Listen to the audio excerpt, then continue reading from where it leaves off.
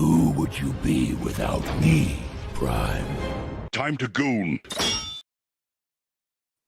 And welcome to the hashtag #1 non-chili gaming podcast, you pieces of shit!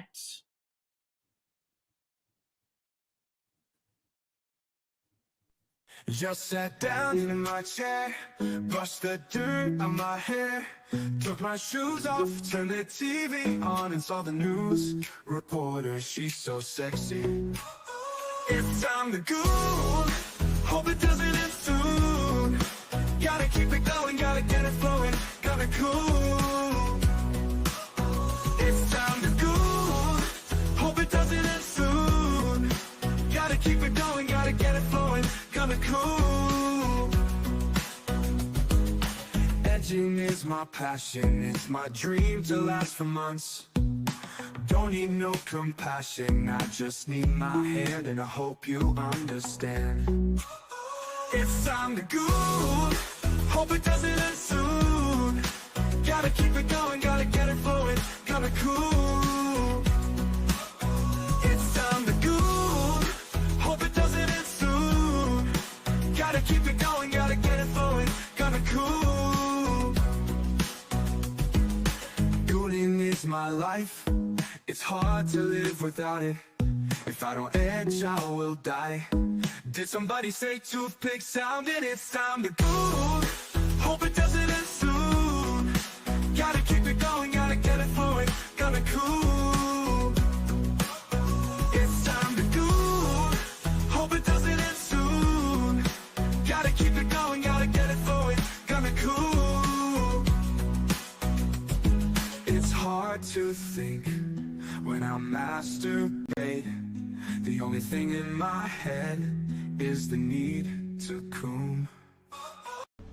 From this day forth, your whole belongs to me. Oi! Fucking hello, motherfuckers. How we doing?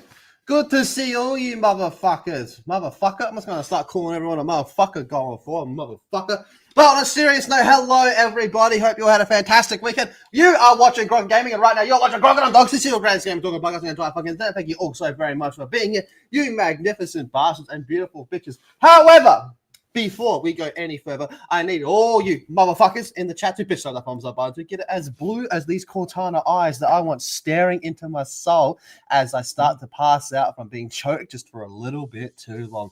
And of course, a huge thank you to the channel members. You motherfuckers keep this whole thing up and running, and we appreciate all of you motherfuckers. Holy shit, dude. What the fuck, man? Battlefield. I told you all. I fucking told you all. DICE will fuck this up, man. This is what they do. And now it's starting to happen. There's some cracks in the armor really starting to form. Bioshock, man. That's would not want to be Bioshock at the moment. How's GOG though? Woo! Based. And we got a few other things to go on as well. But before all that chat, what have you been playing over the fucking weekend? Let us know, motherfuckers. Extra motherfucker. How you doing, motherfucker? I'm doing good. I'm almost done with Donkey Kong.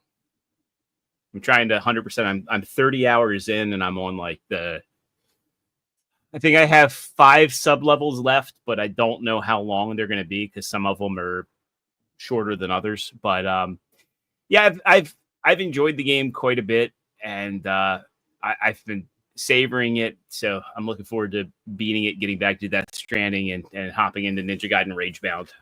Are you still hot for Donkey Kong? Is it still I'm still hot for Donkey Kong. You know, it's a good game. It's a contender for Game of the Year, but I don't think it is the Game of the Year for me. It's just there's things about it I really, really like, and then there's other things that are like so janky. And I was reading, I should have put it in the news, but it's still a rumor that apparently there's somebody claiming to be a Nintendo insider saying that it actually swaps spots with Metroid Prime 4, and that's why it's one of the lesser polished Nintendo titles. Like it's more polished than things from other companies, but there is some jank in it. Particularly in the fact that it doesn't even use, there's some people that are complaining about the graphics. It started off as a Switch 1 title, and it's not using DLSS, it's using FSR, which is the AMD proprietary upscaling technology. And so it doesn't look as good as it could. And then there's some weird things where like you'll walk out of an environment and you'll see like a haze, and then you'll turn and the haze will go away. It just some weird, yeah. Speaking of weird things, Moz, what's going on, buddy? You You look something different, a little different today. Something's different. I played a little bit of Lego Star Wars, and I watched a movie I thought was going to be absolute dog shit, but it was actually a B. I watched the Until Dawn movie, and it's actually like better than all the Conjuring movies, except for The Nun. So if you like the Conjuring movies, you're gonna like Until Dawn. It's actually fucking good, and it's stupid. It actually shouldn't be that good. Like, it's fucking dumb. The ending is whack, and that's why it could either be a B or a C. But if you forgive the ending a bit, it's a B. And it's actually fucking stupid. It's like I was expecting dog shit horror, you know, like a really bad like Jason X level of shit. Stupidity. I was expecting that because it's called Until Dawn, and they were changing so much stuff. But dude, honestly, what they should have done, because Until Dawn is a part of the Dark Pictures universe, but because this is a Sony-made movie and they don't actually own the Dark Pictures, they only own Until Dawn, right? That's why they called it Until Dawn, but that makes no sense. If it was a part of just the Dark Pictures universe, this film is actually, people would have actually went and watched it. It's the Until Dawn bit that got people, because you're see, they were a part of the Dark Pictures universe, but it doesn't really fit the Until Dawn very well. But it's actually a good concept. Would you say it's mid? No, it's slightly better than mid though. It's actually better than High mid. It's a high mid, dude. I want Moz to have a Letterboxd account. You know what Letterboxd is? That'd be good. Well, we'll get you on Letterboxd, Moz. Don't worry. We'll talk about Letterboxd a little bit later. All of the reviews need to be text to speech, no typing.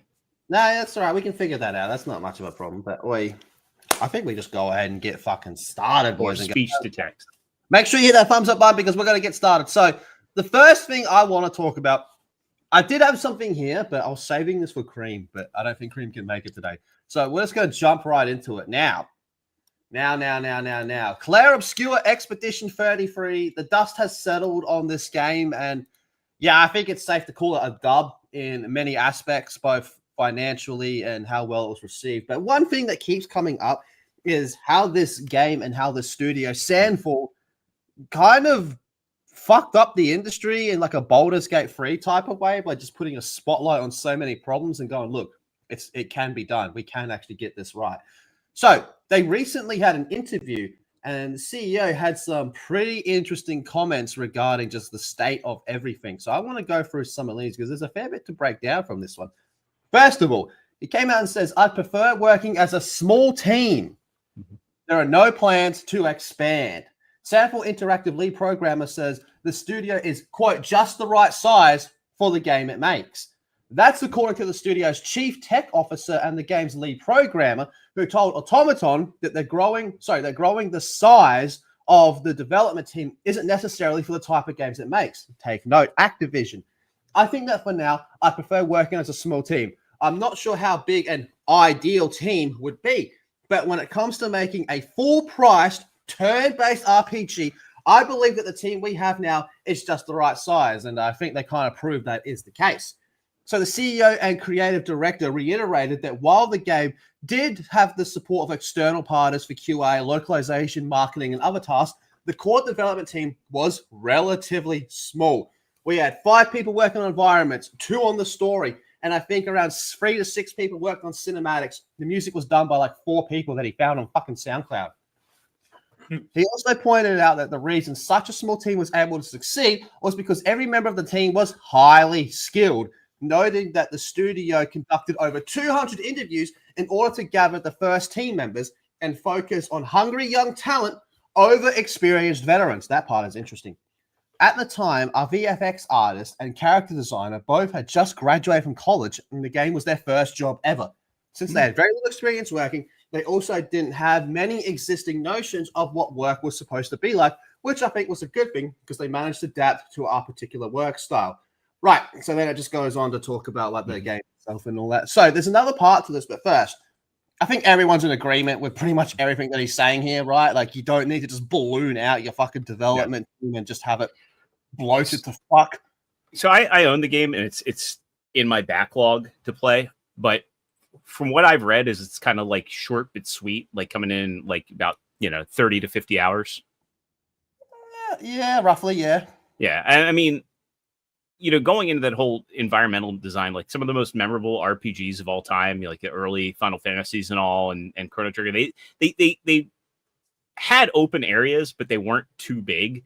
And I feel like a lot of things now, it's like I kind of wonder how much money is wasted on these big empty environments that you have hundreds of people designing that they're realistic-ish, but there's little to do. Like, how about like Ubisoft games? Oh, Ubisoft was one of the worst, and unfortunately, a lot of other studios started copying them. But you got to wonder, like, and I think to a degree, BioWare kind of did it a little bit too, but not to the extent that Ubisoft did. And all these, like, does the game have a ton of side quests that just like are there for the sake of the grind? No, it's more like side dungeons. Yeah, and I think people like, hey, this is a high level dungeon. Can you beat it? Yeah, people kind of gravitate more towards that sort of stuff because there's a reward versus I have to do these side quests because they're there to artificially extend the length of the game and to make me grind. Yeah, yeah. What did you make of the whole thing of how we picked newer people over experienced people? That's fantastic. I mean, that's the way things used to be. When you go back and look at some of these games that are historically significant and are part of like the big cultural lexicon in gaming, you find that a lot of the people that made some of the games that we love were fresh out, especially during that 8 and 16-bit era. They were like fresh out of school. They were hungry. And I mean, I think since I've been on the show, I've been saying that one of the things that's been missing from gaming is that bridge between art and technology, right? It used to be that the people that were developing the games were also the artists. And you get these people that are hungry, they're new, and they're adaptable. So they can come in and do things where they're blending art and development. And I don't know to what extent that is, but it kind of seems like ambiguous in the way that some of this is written, that, some of these people didn't really have an idea of what the expectations were. And they were more malleable rather than I just do this. This is my only job. I'd be curious, like what kind of flexibility they had. And when you have a tighter team, you do have those overlaps. So if you have 5 people working on environments, of course, they're going to be working with the people that are doing other parts of the game because you can get all of them in a room comfortably. When you have like hundreds of devs, how are you going to get them all on the same page? Well, I know, like, say what you will about the direction of the game, but it isn't a stable place. Helldivers too. They kind of had a very similar sentiment to this, though. Like, we're AA, we have everything we need. And I believe they said there's no point in hiring a bunch of people while they're at the peak if they're just going to have to fire them when they inevitably, have a decline, which is inevitable for fucking everything, right? But before we go on to the next part, Moz, is there anything you want to add to this before we go on to part 2? Yeah, no, I've been also saying for ages, the problem is a lot of boomers, right, have just kind of kept their job and they haven't brought in new talent. Like they haven't trained younger talent properly. And then it's just been fucking everything up. I'm sorry, but that's one thing boomers did fucking dog shit was actually the training of younger talent and getting them in, right? A lot of them stayed way too long or just didn't want to train the younger people, right? And it fucked a lot of things up. And yeah. And say what you will about Nintendo, but that's one thing that Nintendo does say, when they talk about how they bring in new talent and they bring in people, to work under the older, developers and artists. And then when you get to Super Mario Wonder and I think like the last Mario game, people are like, oh, Shigeru Miyamoto is not even credited in Mario Kart World. And it's like, well, did he need to be? Well, let's go to part 2 because I think that might have something interesting there. Mm-hmm. So they also said that companies making AA class games like us are also bound to increase. So basically what he's saying throughout this is there's got to be a big boom of more studios like Sandfall and Arrowhead that just want to have smaller teams and just kind of put out what they want to put out and what they think is the best thing to put out, as opposed to, hey, we need 1,000 developers, or however much it was, to fucking make a shit Call of Duty game that has like a fucking honeymoon period of like a month before everyone falls off. Now, this is that. I think everyone at some stage has said this is probably what's the fucking future. It's going to be more of these AA studios. I'm all fucking for this. The more I see of this type of shit, the more I like it. Okay. Again, say what you will about Helldivers, but it does fucking serve an audience. It is in a stable position where it's pulling, you know, tens of thousands of players a day, and they don't need to balloon out their fucking team. You want to play a Final Fantasy type game, you have Clair Obscure. And, you know, if we start to see more AA studios that just pop up and go, you know, it's a shame. It really is a shame what happened to Splitgate 2, because in a weird way, they were kind of fitting that little smaller niche of an arena shooter, going, you don't need your fucking 5,000 developers to make a fucking Modern Warfare game that dies in a month. You know, we can just do that shit ourselves, right? So if this is the future of the industry, fuck yeah, because this will correct the problem of bloated AAA. When people are going to say, do you want to work for some big AAA studio? And they're going to say, oh, fuck no. I want to go make my own Sandfall Entertainment. I want to go make my own Arrowhead. Or I want to go work with blah, blah, blah, and just have like a smaller team and puts out something fucking amazing. So, yeah, I think everyone's in agreement of how great this is. Not only that, this was inevitable. I mean, as Sony and Microsoft have gobbled up a lot of smaller and, you know, up-and-coming studios into their umbrellas, and they either do nothing with them, mostly in the case of Microsoft, and they put out what I like to call Games Pass slop.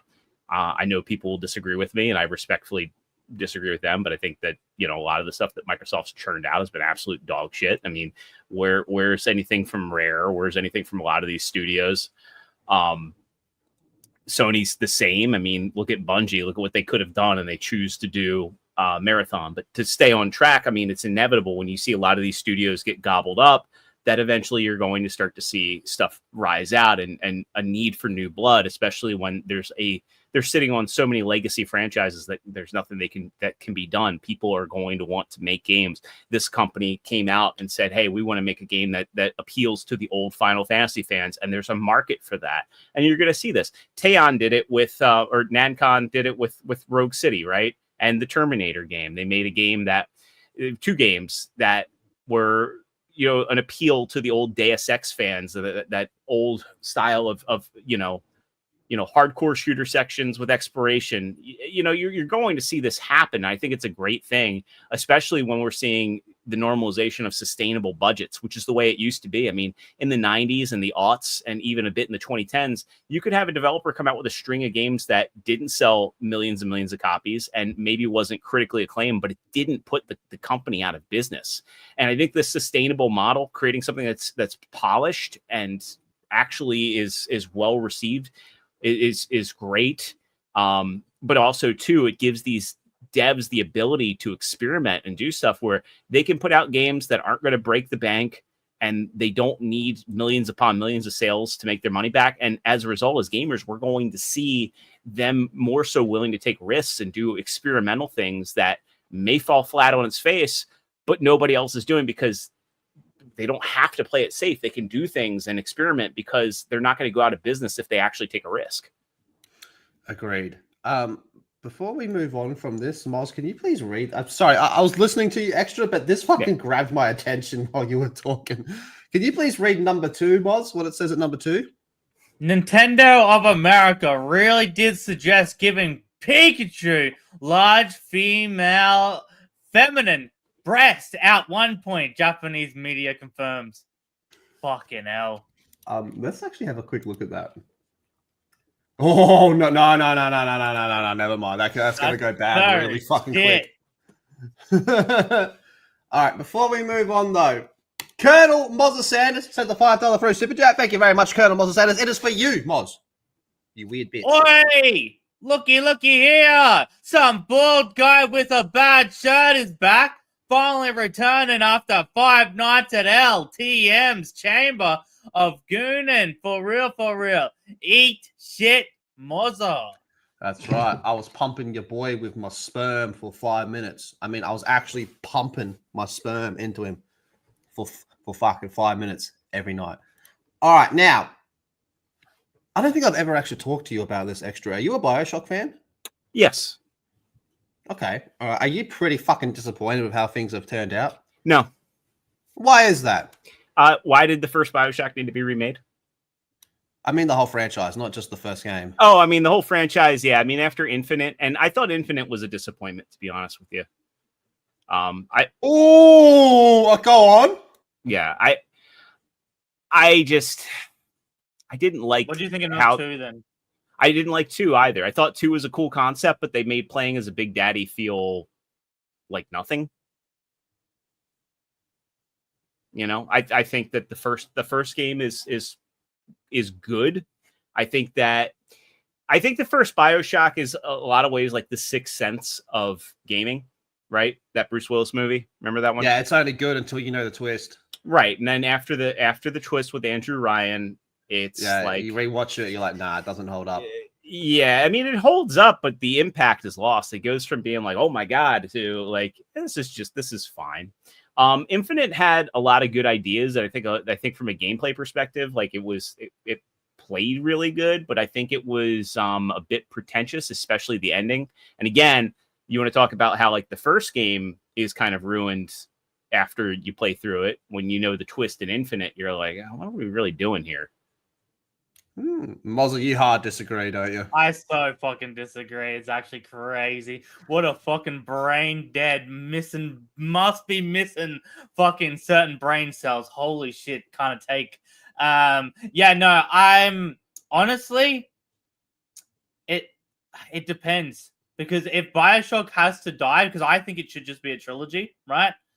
It depends. If the original company, they're making a different game called something Judas, yeah. If that game ends up being good, because that looks it looks like Bioshock. Let's be honest. It's made by Ken Levine, so it should. Like it just really looks like Bioshock. The way that they put the drugs in your arm and stuff like that. It's just hopefully it can be what Exposition 33 did. It's like hey, you want Bioshock? We've done it better over here type of thing. If that game ends up being good, then I don't give a fuck, because honestly, I just won't count the 4th game. I won't look at it, won't touch it, because the 4th game is an absolute development hell. You know what? There's an argument that this game is in the worst development hell ever. The amount of studios, but not a single game has gone through that many studios. Name one that's gone through more studios. Yeah, it's been passed around a lot. Like Duke Nukem Forever. That was the first one that came to mind as well. Yeah, Duke Nukem. I think Duke Nukem's going to hold the crown for a while. And how many studios did the KOTOR remake go through? Not as many as Bioshock, but still a few. Bioshock got fucking like passed around. But anyway, let's go check in on what's going on with Bioshock. Oh boy. Hey, we're getting a Netflix show though, right, guys? Anyway, yes, the Bioshock remake was shelved this year. Okay, I'm in full agreement with Extra Zero. Why the fuck was this even a thing in the first place? Like, the thing is, the last remake remaster that they did holds up. It honestly looks fucking great, because they did a remaster, and you can buy the bundle of the remaster, right? It honestly holds up. Yeah, and it looks great. 3 games with increased textures and improvements for $40. Yeah, and the thing is, Bioshock, because of the art style, you don't need crazy graphics. The art style holds up. Even in the original, the art style still holds up to this day because of the way you've done the art style, and you don't have to like COD where you've made it realistic. So no matter what, it's going to look dog shit in 5 years' time, right? As technology gets better. Mm-hmm. Whereas Bioshock, in my opinion, because of the art style and that direction that they've went in, it honestly, I honestly think the original still holds up. There's this weird trend of doing unnecessary remakes, like Gears of War Reloaded. You go, that's a remake of a remake. Mm-hmm. Yeah, just fix the online servers for the fucking last one, you dickhead. You know, when we talked about the 50 series of RTX cards, there was a feature that they really, really pushed. You remember it? It was called RTX Remix. Vaguely. So RTX Remix was basically NVIDIA leveraging It's an open source platform that allows people to remaster games on their own and leverage AI, and it'll use AI generative tools to upscale textures and adds ray tracing. The thing about Bioshock, and one of the reasons it held up, especially after the remaster Moz was talking about, is its art style. It's a game that it just really would just benefit from better lighting and shadows and reflections, and I think it would hold up incredibly well. It was a colorful game for its time. It wasn't. I think one of the reasons it caught a lot of people's attention back when it came out in the PS3 and 360 was just how different it looked when every game was going for that gray-brown aesthetic. Ever since like Resident Evil 4, everyone just wanted to copy that. All right, let's go through this because this isn't all there is to this, unfortunately. So it's been claimed by a prominent reporter that a remake of the first Bioshock game, originally released in 2007, was shelved early this year by 2K Games. This news went hand in hand with the reveal of the next Bioshock game is not doing so very fucking well either, which gets even better, okay? Finds itself back in development hell after a major leadership shakeup, which is what this is all about. It's been more than a decade since we saw a new Bioshock game. Really fucking hell. So to fill the gap between Bioshock Infinite and Bioshock 4, which is not a confirmed title, it would have been great to get your hands on a remake of Bioshock. I think we'll disagree there. We came close, but not close enough this year with 2K Games shelved the title. This report comes of courtesy of Jason Schreier, who is a weird motherfucker, and I don't like him, but he does have serious connections. Who was breaking the news that leadership adjustment has occurred in the next Bioshock game because of a lack of confidence higher up in the chain. This is where we're at, boys and girls. We have reached the stage where Bioshock is such a fucking cooked franchise that people high up are being like, this seems a little bit too risky. I think the problem is in the industry, aside from the fact that, there's a lot of creative bankruptcy, it's like, is there any passion? Like, does somebody actually have a good reason for like, oh man, I want to make a Bioshock 4 because I think it would be, a great game, or are they just doing it because like, oh yeah, we've got the license, we've got the franchise, let's just churn another one out. Yeah, honestly, like out of necessity. Yeah. The third one, after you play the DLC, it's done. It's honestly done. There's no point in making another Bioshock, in my opinion, unless you want to do it where it's actually not connected to that storyline and it's a part of the universe still, but it's its own separate thing and something else is going on over there, right? But in terms of actually being connected to that main story, I personally don't think there's anything you can really add to it. If anything, you're just ruining that story, right? It needs to be its own separate thing, and that's why I think the original developers making their own game where it's separate, like there's going to be game mechanics that are kind of similar and stuff, but it's its own story, and that's why I'm so much more excited about that than Bioshock 4. Even if it was the original people, right? I don't think I'd be that excited for a Bioshock 4. I think that ending is, I personally think it's done. You only need a trilogy. I'm sorry. Work on something else. Make something else. And like Extra said, clearly no one wants to work on it. Like, clearly no one's actually passionate to put it out there. No one's got a story. So why waste your time, developers' time, money time, like, on it? Just move along. So yeah, Bioshock's kind of cooked, boys and girls. But hey, maybe Netflix will bring a resurgence. I'll move on. Colonel Mozza Sands with a $5. It's for you, Moz. It'll be slightly mid, and it'll be the greatest fucking thing ever. God fucking damn it. The only jihad that needs to happen is to Mozza. That cunt is a fake FNAF fan and a fake Minecraft player. Didn't watch that movie or drink the Fanta. I'm not drinking the Fanta because That's a Sonic thing, sorry. I think he's mixing up Minecraft with Sonic, which is fair, which is a fair and honest mix-up.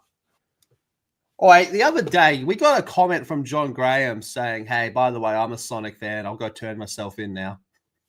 All the shit we say about Sonic fans. He drinks banana milk and mints. Sounds cool. I'm now worried about what sort of relationship he has with his mother. Whoa, doesn't he call Cream his mum? Oh, that's so. That's a concern. Oh, our boy Jono's got something here. We're getting to a point where the linear experiences found in games like Metro and Bioshock will be a reason people want to remake, expand what's in the original experiences. That's an interesting But thought. with Bioshock, I don't think there's anything to expand because the DLCs and stuff. That's what the DLCs did, right? I think if you're doing that, it has to be. It doesn't make it not a part of the main story. Yeah. Like you have to do a separate story for Bioshock where it's like, okay, you kind of see like the main story, but you're doing your own thing. It needs to be a separate thing. I don't think you should touch it because I don't think these people are smart enough and they don't care about the franchise enough. I mean, how many studios have gone through it? They don't care enough about it to not ruin the original three. They don't have that passion. So it's just a paycheck to them. So it's just gonna get turned out. You know what I mean? So I honestly wouldn't have them touch it. New thing. I think there's merit to remaking games that have aged, that were beloved in their time, but have aged poorly. So, like, I replayed through Legacy of Kain Soul Reaver this past December, because they came out with the remaster, and with the remaster, they added modern controls, and I realized how much of the challenge from the original PlayStation game came from the fact that, like, you didn't have good camera controls, and you had to. That goes for so fucking many, doesn't it? Yes. Ratchet and Clank, fucking, oh my god, yeah. But to go back to that, like, I think that there's merit to remaking a game that's aged poorly. Like Metroid Zero Mission's one that comes to mind, right? They added the map, they expanded on it. There's a reason to remake a game like that. I think that if they were to remake the first Legend of Zelda game, give it, a better map and add to that would be fine. Remaking Link's Awakening. Can you even get the original Zelda game? I mean, you can get it. You can get like the little handheld. But what I mean is, can you buy it? The only way you can buy it right now is on that little Game & Watch handheld. That's the only way you can actually buy it and physically own it. Yeah, my generation's not going to buy it then. Right. So, how much is it? Is it like $200? No, those things are like, they've been on clearance forever. It's like typically like $40 American, and it comes with like the Zelda 2 and Link's Awakening. But I mean, there's merit in remaking Soul Reaver. I'd be for that. Remaking like Gex 2 and 3, I'd be for that. The Resident Evil remake is a great example, right? Because the first Resident Evil game had Silent Hill is a good one to remake. I was a bit skeptical about remaking Silent Hill 2, but when I saw what they did with the combat and how they added onto the story, I was like, okay, this merits a remake. But like, Capcom didn't necessarily need to remake Resident Evil 2 and 3 like they did, but I think the Resident Evil 4 remake, removing the corny aspects of it and making it more like a hard game, really, they have to sit back. Is like, are you remaking a game for the right reasons? Is it a cash grab, or is it because, hey, there's a beloved franchise that, the game still is great, but aspects of it haven't aged well, and we need to update that. Like, Black Mesa. Yeah. So a lot of like Gen Alpha, they only know fucking Fortnite and they only know COD, right? So they have missed out on a lot of great story games, especially the horror genre, especially that. So if you're going in to want to retell the story for the new generation of gamers, then it's fine. But if you want to just cash grab, put it in the bin, fucking dish it out, do whatever the fuck, then it's gonna be absolute fucking dog shit. And it's fucking, because there is a lot of generations who have missed out on that good stuff. That's the thing. Yeah. And you just can't get it anymore, right? It's too, like, it's some of these games to get on PS2 is ridiculous, right? You got to like sit and wait, especially in Australia, right? Where it's like, so we even have less, stock than America, right? We have less shops that kind of do that retro gaming stuff, right? And so when a remake does happen, it does do pretty well in Australia, just because even getting that, and some people just want physical, and some people don't even have a PC to get it from the seas and stuff like that as well, right? So it's just like, when you remake a game that's old and you can't really get, I like it. I like it. I'm really curious what the reception to the Metal Gear Solid Delta is going to be. And That's going to be interesting, isn't it? Yeah. Especially after like the whole Kojima bullshit. well, not only that, but like Metal Gear Solid Twin Snakes was the first time I remember like people being honest about a remake and why did it even need to exist? Because even though Metal Gear Solid on the PS1 graphically aged pretty quickly, you know, going from like the PS1 to the PS2 generation. And I will say Twin Snakes still looks good today. People were calling out how bad the cutscenes were, how over the top they were, because they got the director of Versus to come in and do those. Now, Kojima was still tied to the game, but people were just talking about how ridiculous it was and how adding the Metal Gear Solid 2 mechanics to Twin Snakes really broke the game. Because remember, they added the first-person shooting and, you know, like the whole ledge grabbing, and you could just basically sequence break the whole game, and it just had next to no challenge in it. And I remember back then they were pretty honest, like, why did this remake even need to exist other than being a cash grab? And I think people kind of forgot about it because it was on the GameCube. But at least back in what I think 2001 or 2000, and I think it came out in 2002, people are a little bit more honest about like the necessity for remakes and when is a remake warranted versus when is it a necessity. And I think that's something that a lot of developers need to ask themselves. Well, yeah, the whole subject of remakes is interesting. I swear, is someone clicking something? Can you hear that? Is that just me?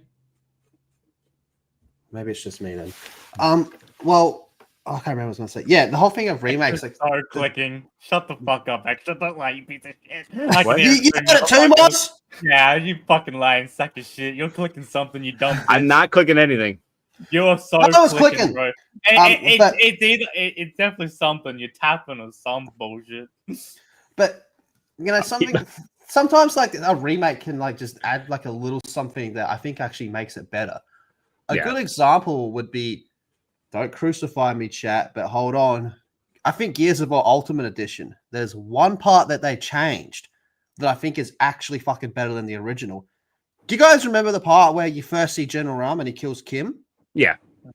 So in the original, he just picks him up and fucking stabs him, you know, like that.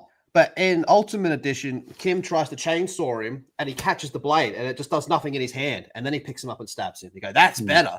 Because that like shows you, it's like, all right, this ain't your average fucking locust, right?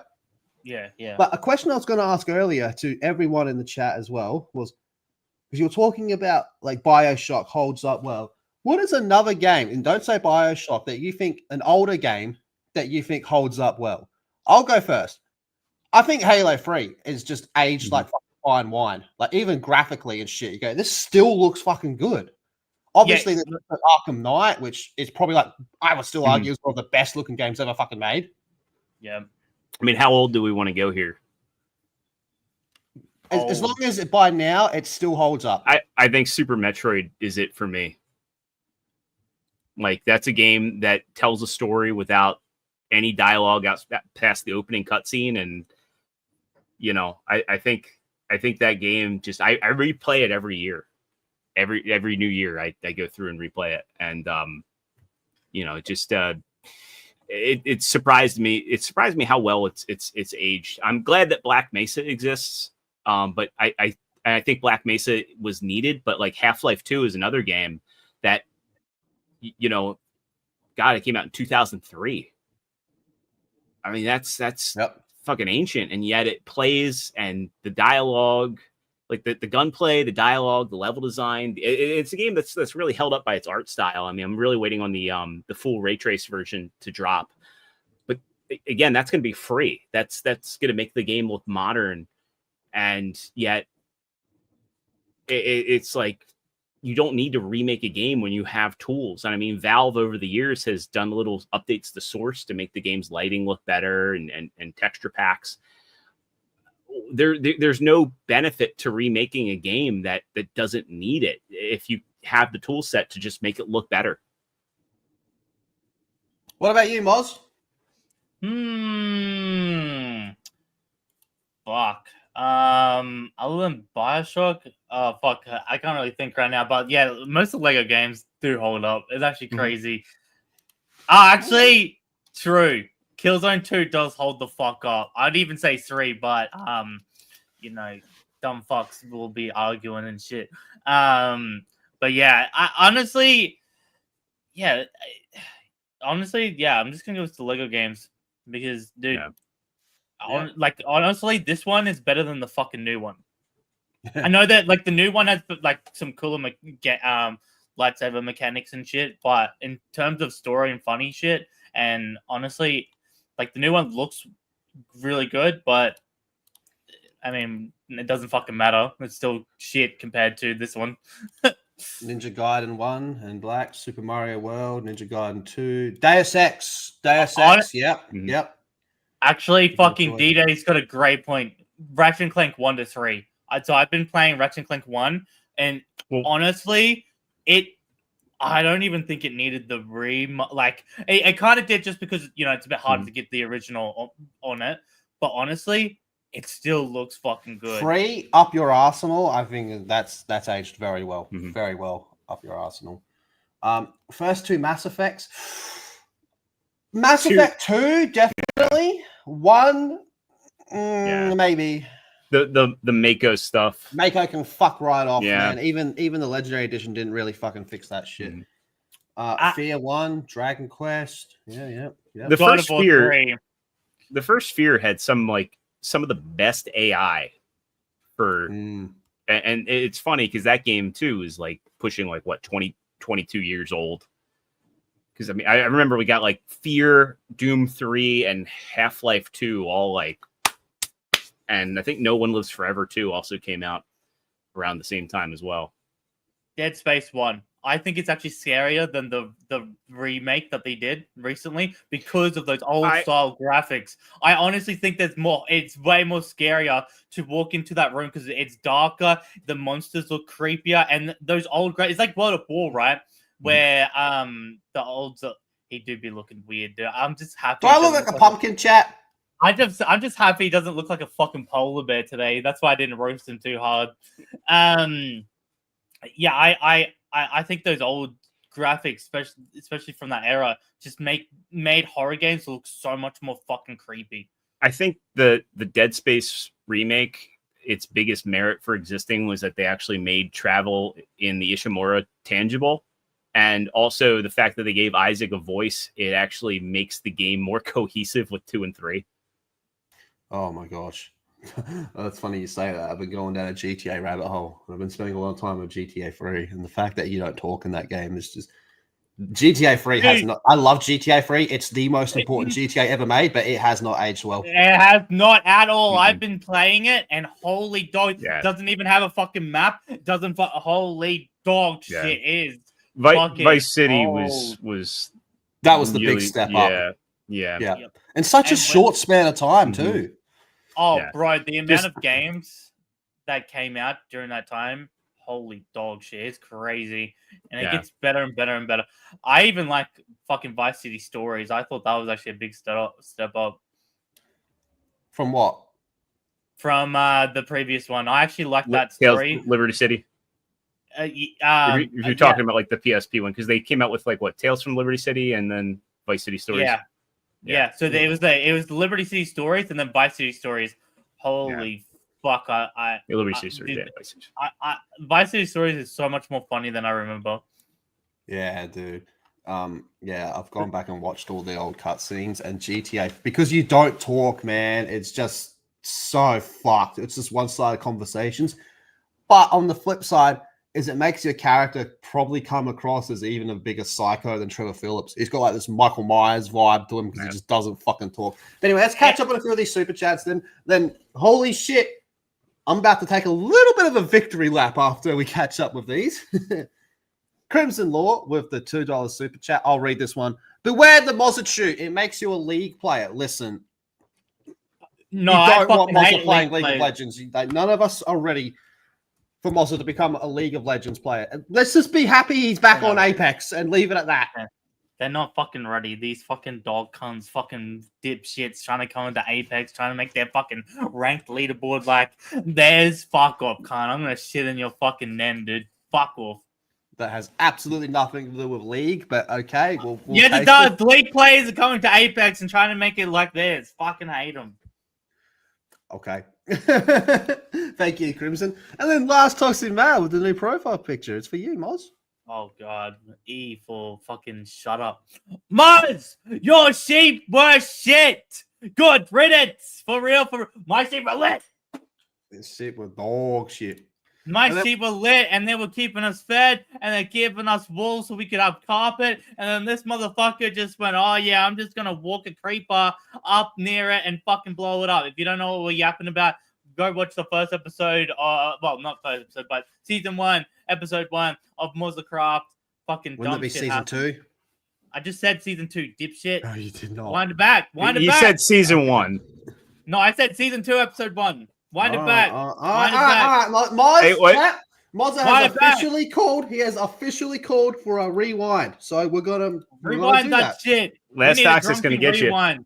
Can we get a Alright, drunken rewind where it doesn't actually rewind and it's its own show? Drunken rewind, baby. I don't even think he gets a haircut. I think they just hit his head with a hammer till it like takes a normal shape. All right, here you go, Moz. Dog. Oh shit.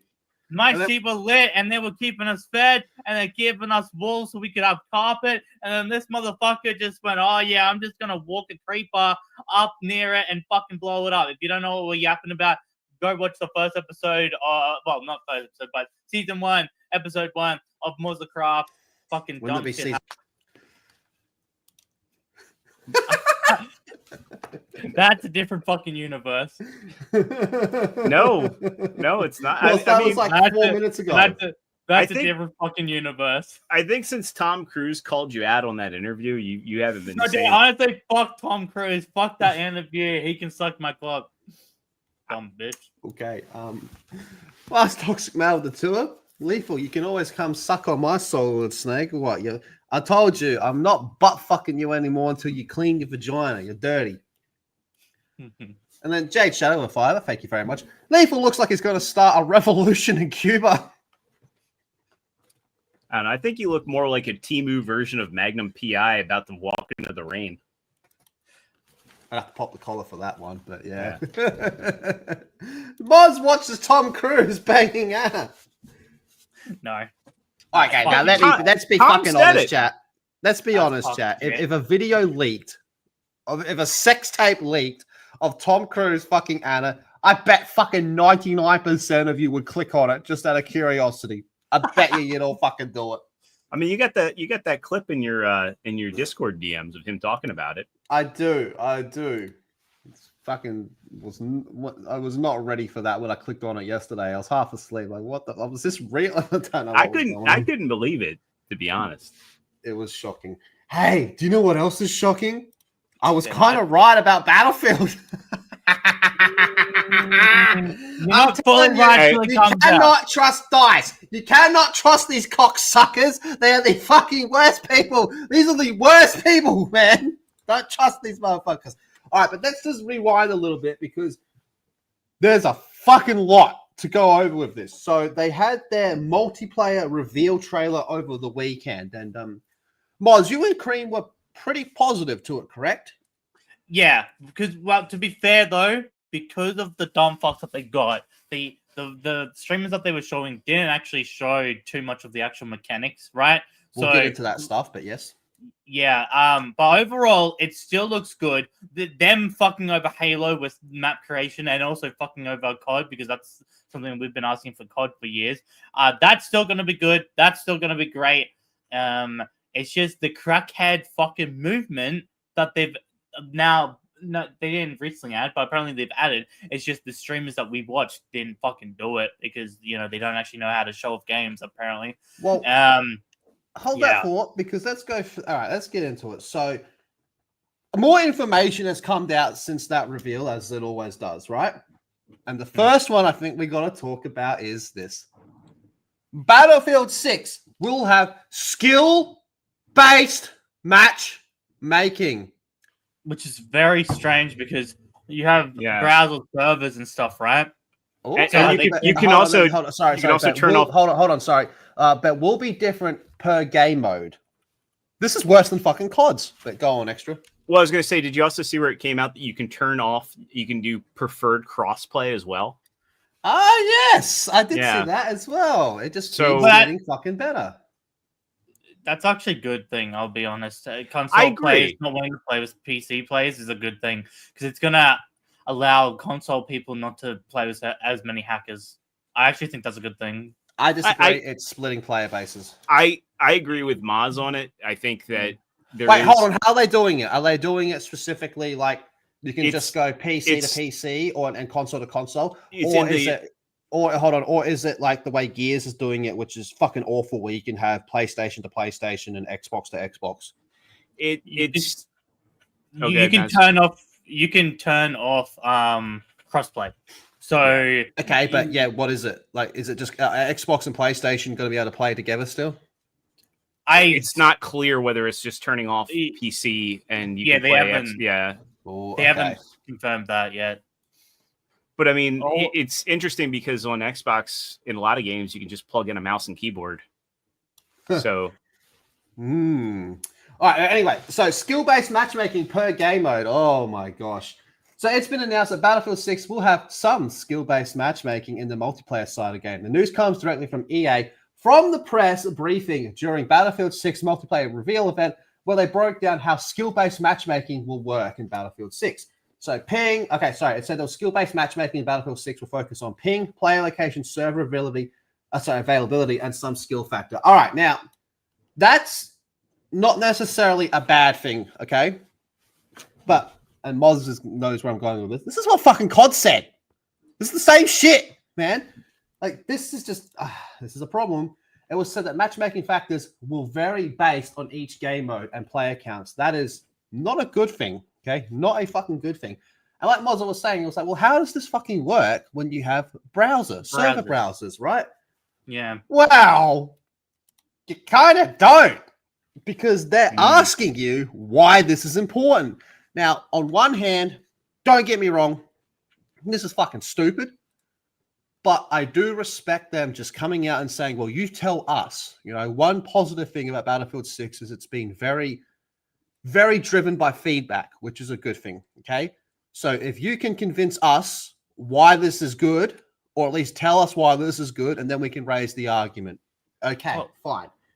So for many years, Battlefield 6 have adored server browser mechanic in a series that allows them to navigate the available servers with ease.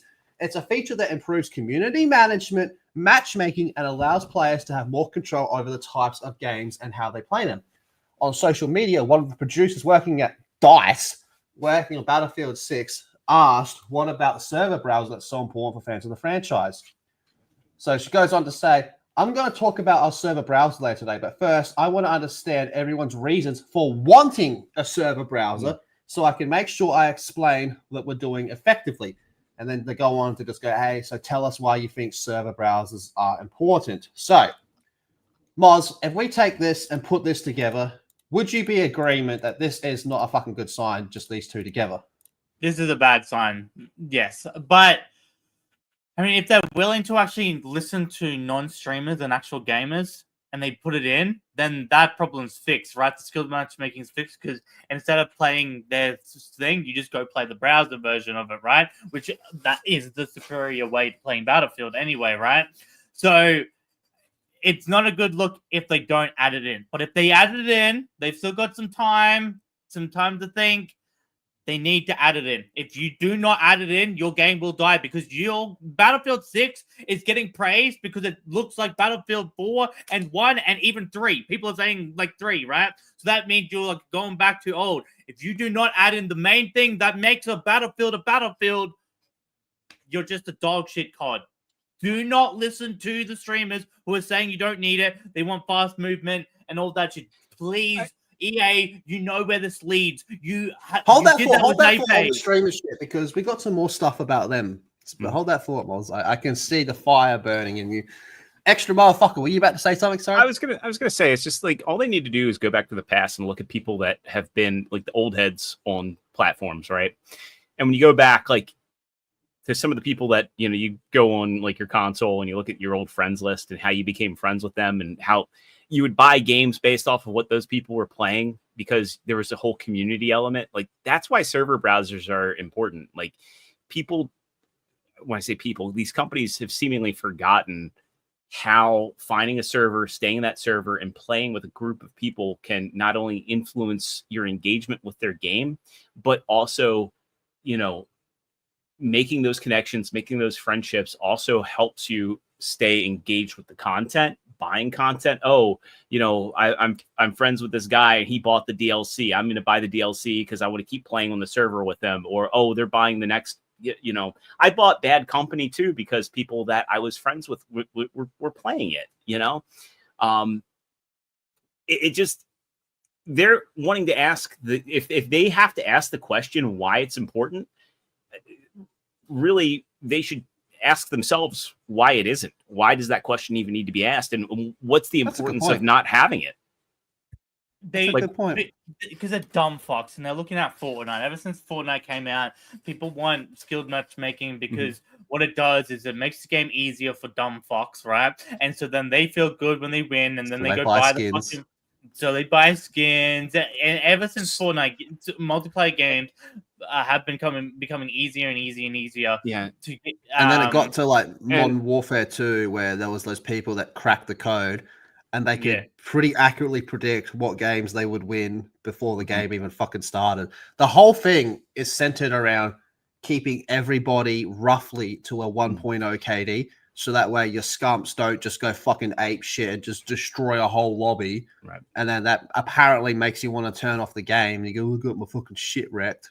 But it's what Mozza said, you start to feel good. And when you feel good, you go and buy a skin. And it's funny too, because like we've seen stuff, right? Like, going back to like when we were playing Repo, and now with Peak, and we're starting to see this resurgence in Gen Z going like, oh, this game's so innovative. It's got, when you're close to somebody, you can hear them. Yeah, it's called proximity chat. And we're seeing like these old features. A shooter is going to come out that is going to have all the old features like server browsing and getting rid of, and it's going to be successful and wildly successful. And there's going to be a huge community aspect. And yeah, I do agree with Moz. These people, the primary problem is they're dumb fucks, and they don't understand how monetization and structure should be different between a paid product and a free to play one. And this whole, Fortnite does it. Yeah, Fortnite's a fucking free-to-play game. It is, free-to-play games, for better or worse, are the equivalent of mobile games on PC and consoles. That's all they are. Well, and there was two that did that. No, they didn't have everything that you said. X-Defiant's big thing was fuck skill-based matchmaking. That was their big fucking thing. It was still a free-to-play game, and it was a free-to-play game, and it was restricted on platforms. I mean, putting it on Uplay was a death blow to it, and I will. Oh, definitely, but just within like the FPS community, a game that bases its marketing saying fuck fuck skill-based matchmaking is big. But I never tried it just because I was like, I'm not going to get Uplay just to play one game. Well, a lot of people tried it just because of fuck skill-based matchmaking. Yeah, that's how like bad skill-based. Like if you're like a COD player, if you grind COD every year, man, you're probably losing your fucking mind. But skill-based matchmaking has gotten so fucking bad. Fucking bad. Where if a game comes out and says fuck skill-based matchmaking, so many people are clicking download. Yeah, because especially with COD now, they go by other games as well. So you're not getting a fresh start even with a new game. They're still looking at your old stats and shit. And it's like, what the fuck? So even when you load into a new game, it's not really loading into a new game. You're still getting it's so fucking shit, bro.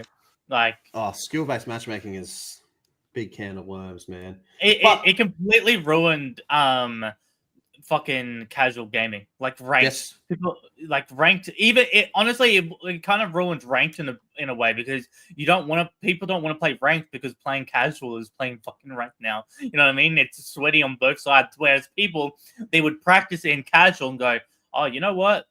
I can actually aim today, and then get into silver lobbies and then go from there. Whereas now it's just competitive.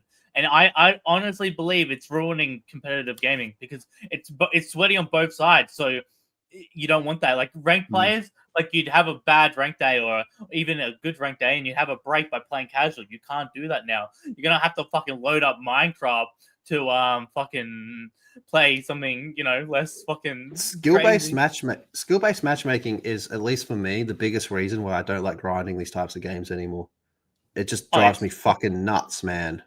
It's ruined fucking man, it just ruins shit, like fun shit talking. Because you And there's get too one, many fucking retarded arguments. So they go, well, don't you like being everyone on even footing? You go, one, I have ranked if I want to fucking just go fucking schizo like that. And two, it's not even footing. Another word for skill-based matchmaking is engagement optimization matchmaking, which is, like I was saying, was it keeps you on the game for longer. It keeps everyone at the 1.0 KD. And you go, well, this dude's kind of fucking shit. So how about we just put him with crazy good fucking teammates every fucking time? Let's put him with the 2012 Optic Black Ops 2 team. Let's just partner him with them in every fucking lobby, right? Because then it's going to keep him playing, right? And that's the shit that drives me nuts. Like, I've said this a million times. I'll have a fucking good round of COD where I've just fucking gone schizo and got 60 kills for 4 deaths. Well, the next 5 games are going to be me getting my fucking shit pushed in because of skill-based matchmaking. Time to get my asshole fucking spread. I'm being punished for playing good. That's the shit when you find a good lobby that you can shit talk, and then boom, it's gone. And then the next 10 fucking matches, no one's got a fucking microphone. That's the boring part that makes me want to get off, because it's like no one fucking talks anymore. So when you do find a motherfucker that talks, I want to be in his lobby because I want to have a. Do you remember fucking? Okay, and I know the lobby broke off, but it was only because the Australian servers were so small for Vanguard that we kept joining them. But do you remember Cupcake and Submarine, where we had that competitiveness, right? That's what we're missing now in casual gaming, right? Where it's just casual shit talking, and then it's like one match, you fucking win. So guess what? You're shit talking for the next 5 minutes before the next match. Then they win, and then you're shutting up, bro. You're still, or you're fucking still going at them because fuck them. I may have lost, but they're still fucking retarded, right? All of a sudden you're in teams with each other, and you're still going at each other the whole match. You're like, you're my bitch ass is carrying your dumb ass. Look at that bottom of the leaderboard, ho. And it's like, right. Skill-based matchmaking has not only fucked up the actual like integrity of casual and ranked, but it's also taken away the social aspect of it. Right. And when you'd rally, like when you'd be like stomping a team, or you were getting your shit pushed in, and be it Halo or Counter-Strike, and you get like, okay, hey, yeah, we're gonna win this, so we're gonna goof off, and then the other team, or it just happens that the other team just pulls it together and comes back.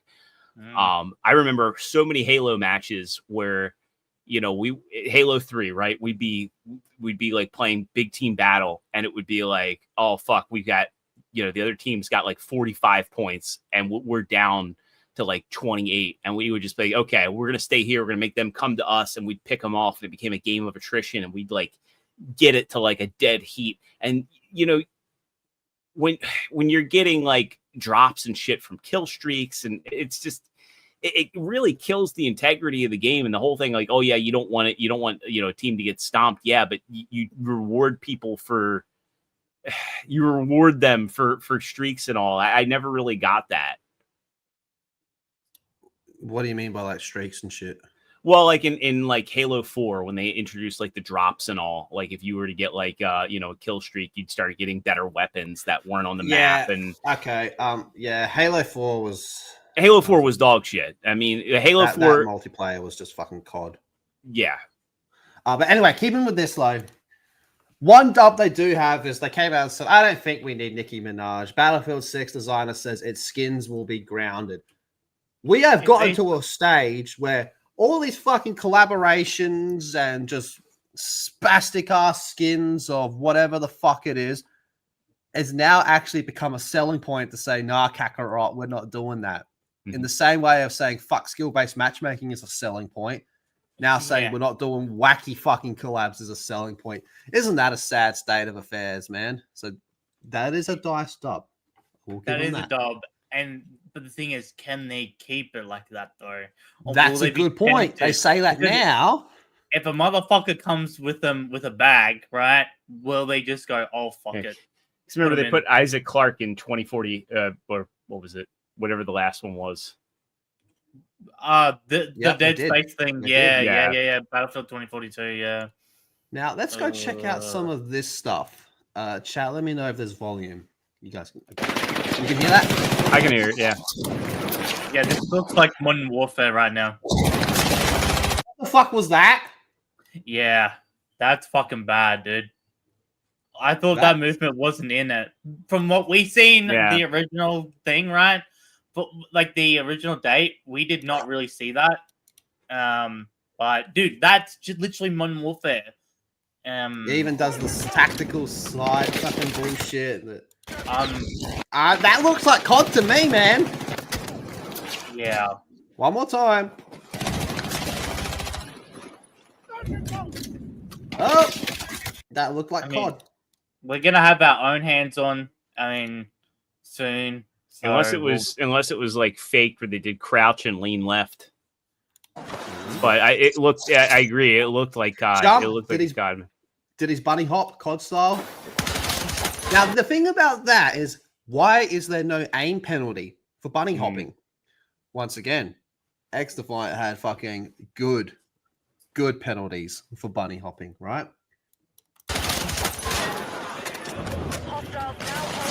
What the fuck? That's COD!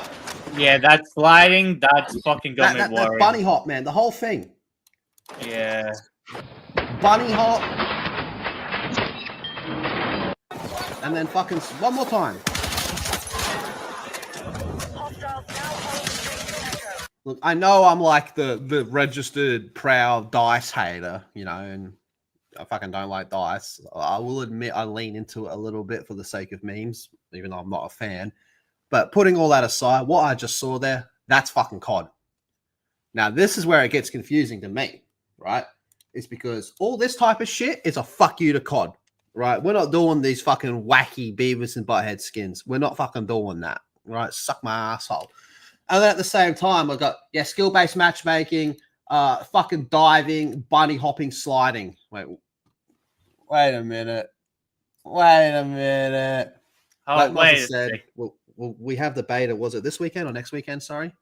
Soon. Well, I don't know if we'll be able to play this weekend, but there is a beta going on this weekend. But we'll see if we can get in. I'm not 100% sure how we get in, but after in next week, right? There is open beta, so we'll be definitely playing soon.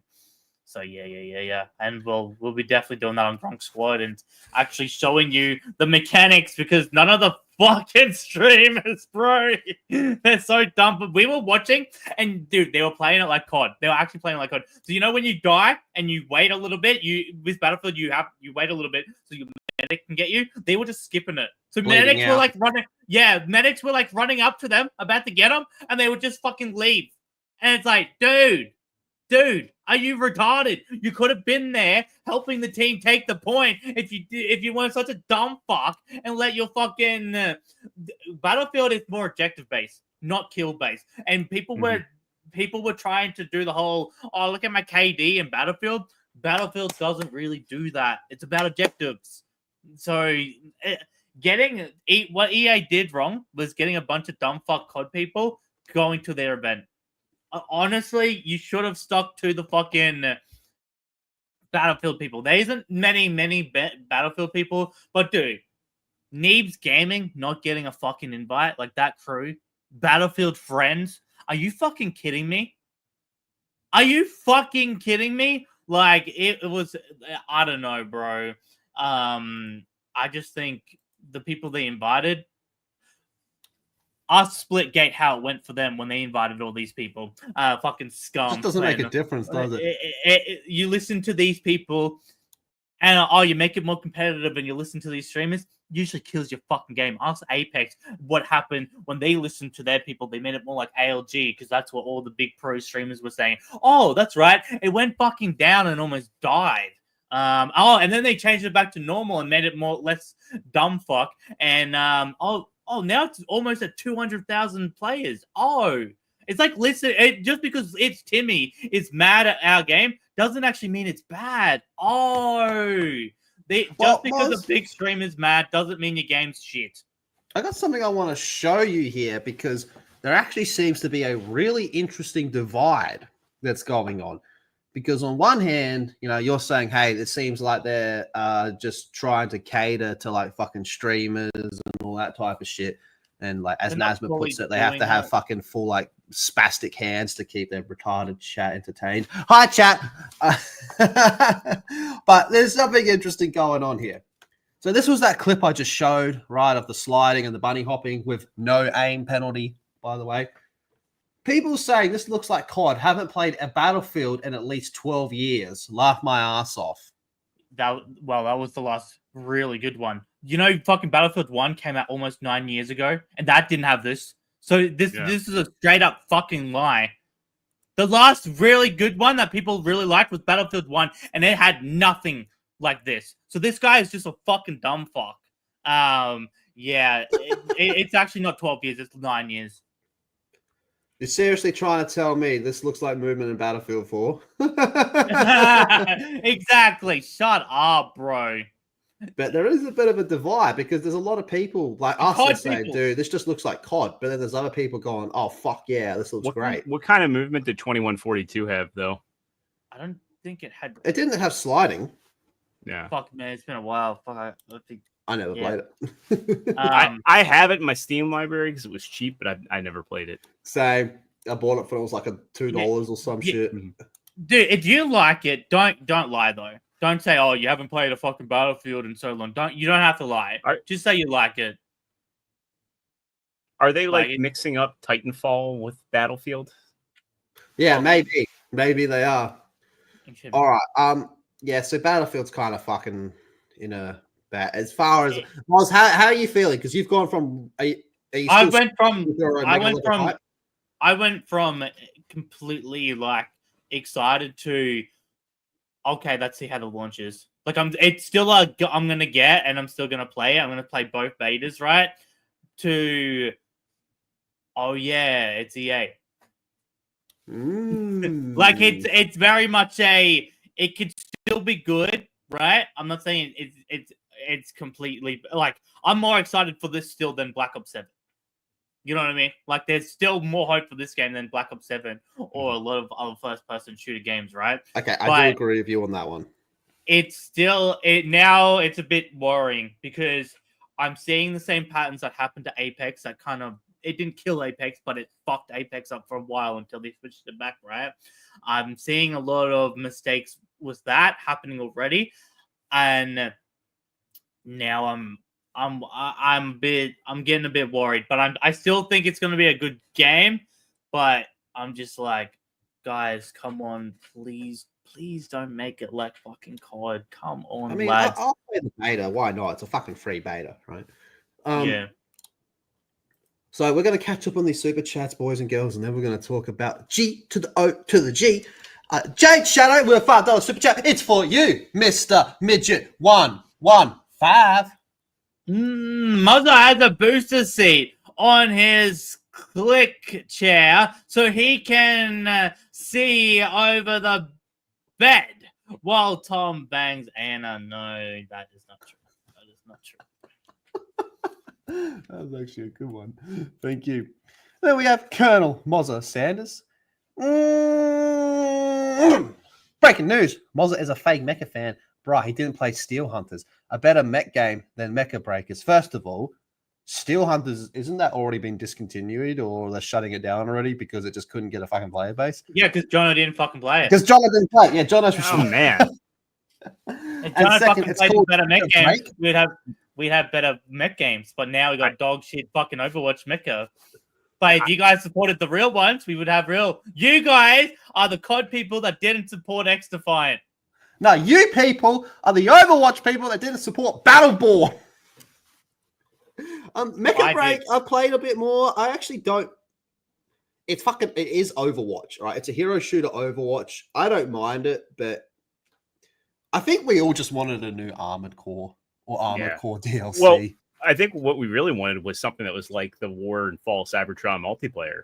Like when we first saw Mecha Break, that's what we thought. Now, did you see like what they've done? Like a lot of the Transformers YouTubers have been getting the Mecha Break press kits with the big transforming mech and everything. And I'm like, what? Why? What the fuck's the connection there? Just trying to promote the game.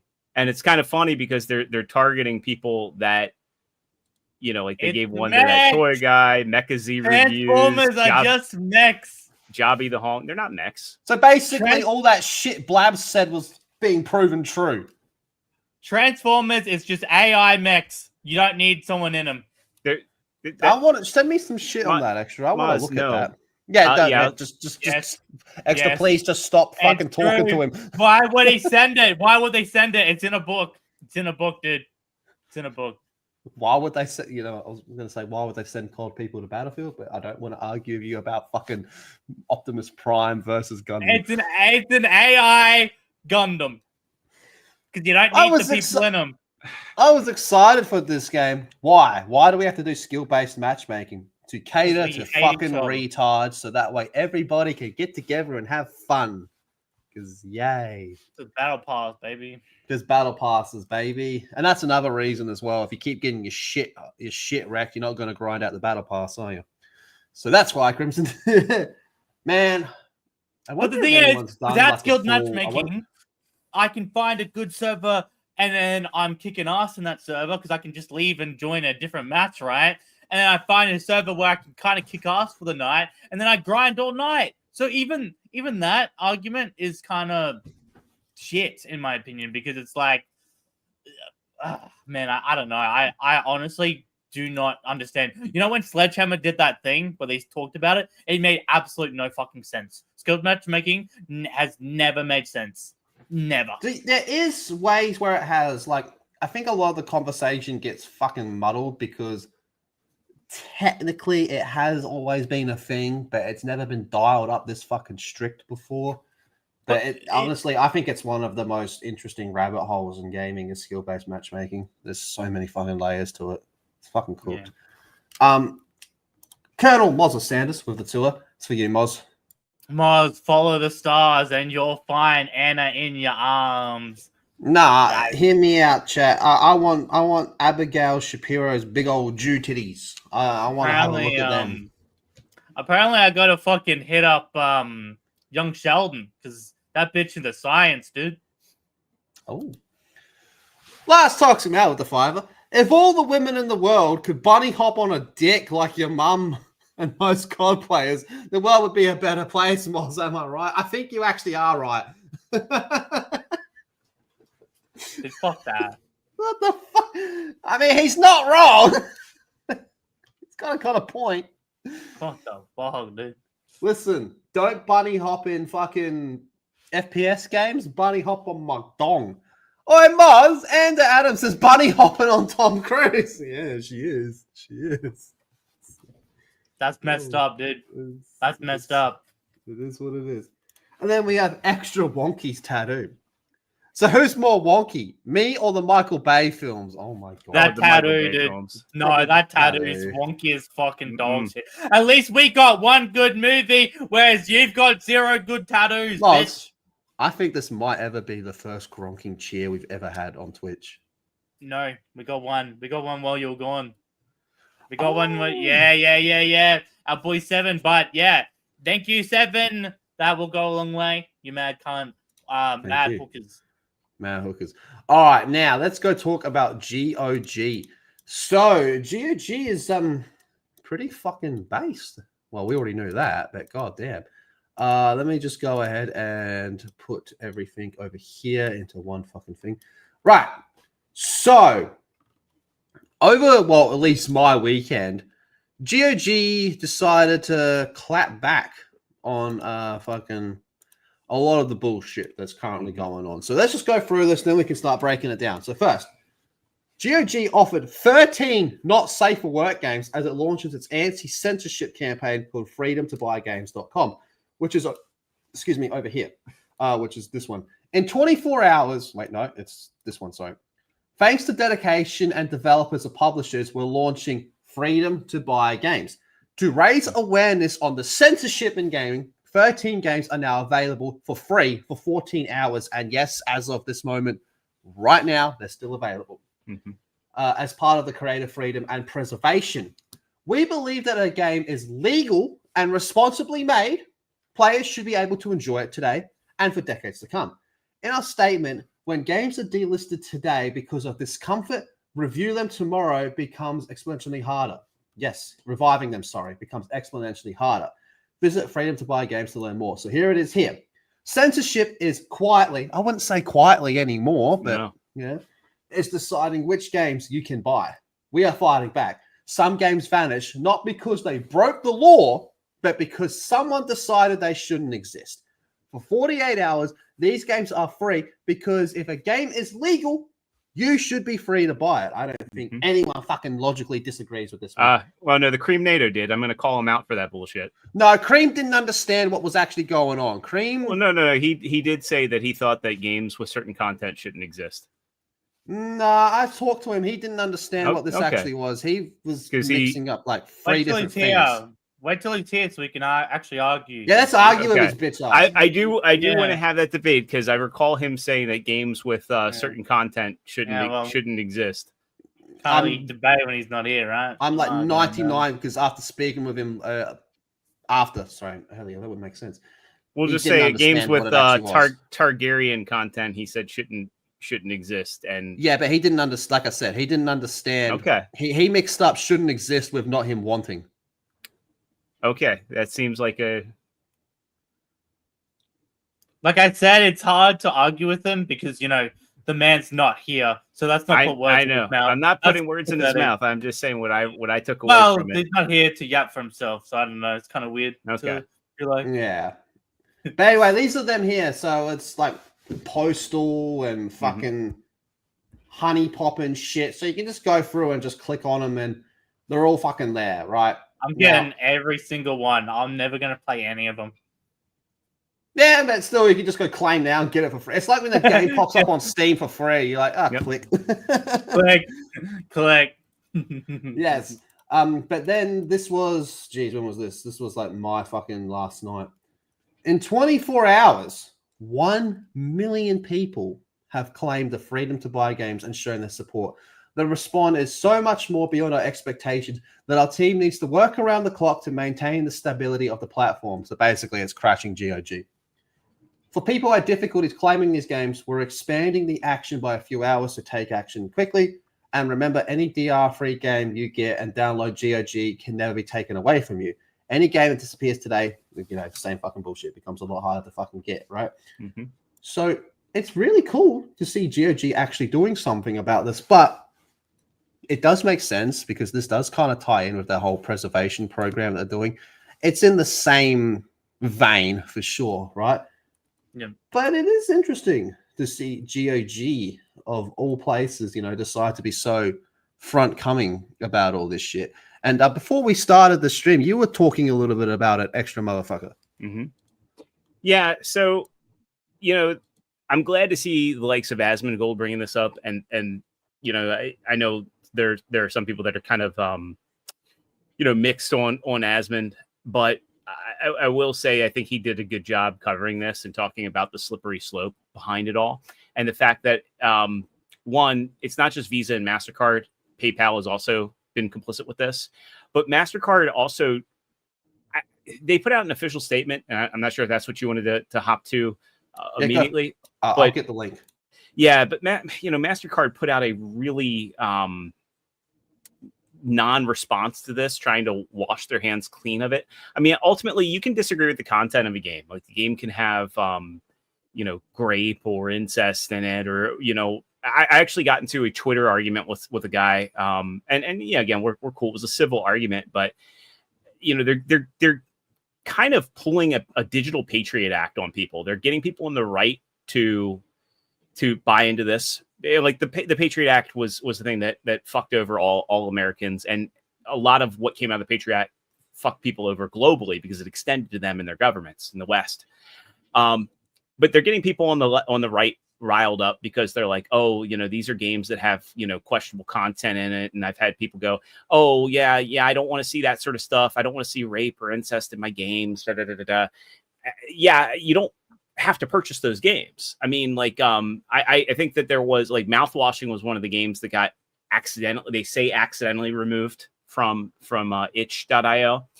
But you know, again, like this can have big ramifications into censorship. Yeah, you can say, oh, well, MasterCard and Visa, they're businesses. PayPal's a business. They have the right to refuse service. But no. I think that there should be baked in provisions for these companies because ultimately they're managing your money. Imagine if your water company found out you were making water balloons, right? And this is a nebulous thing, right? Oh, you're wasting water. You're letting your kid make water balloons. So you shouldn't be allowed to have water. So we're going to cut off your water. We're going to dictate how you use the utility that you pay for. When you work with these payment processors, you're effectively paying them to manage a utility, right? They're basically a middleman for your money. They shouldn't be able to determine how you spend your money on legal goods or services. That's up to the governments of the West to say what is and isn't illegal. So if these are able to be on a platform, what business do PayPal, Visa, or MasterCard have telling you, no, you can't do this? And then also too, this is a slippery slope because it'll then trickle into them blocking things that has messaging that they don't like. I'm going to disagree on one technicality. I don't think it's a slippery slope. I think it's straight off a fucking cliff. I think it's a full 90 degree dive. You're right. That is a better way of putting it because yes, this is just there, and they're getting people on the left to buy into it too because they're going, we're trying to get rid of games that objectify women, but it's weird that I'm even agreeing with Anita Sarkeesian on this right now. I never thought I'd say that. That is fucking weird. Yeah, because she's defending what about OnlyFans? These payment processors, they're sex workers and it extends to gaming and she's now anti-censorship on this issue, which is nuts. I never thought I'd be. Yeah. Everyone rub one out to Anita out of spite. Give her a spite wank later tonight. Yeah, like she is actually against this. Oh, it's fucking crazy.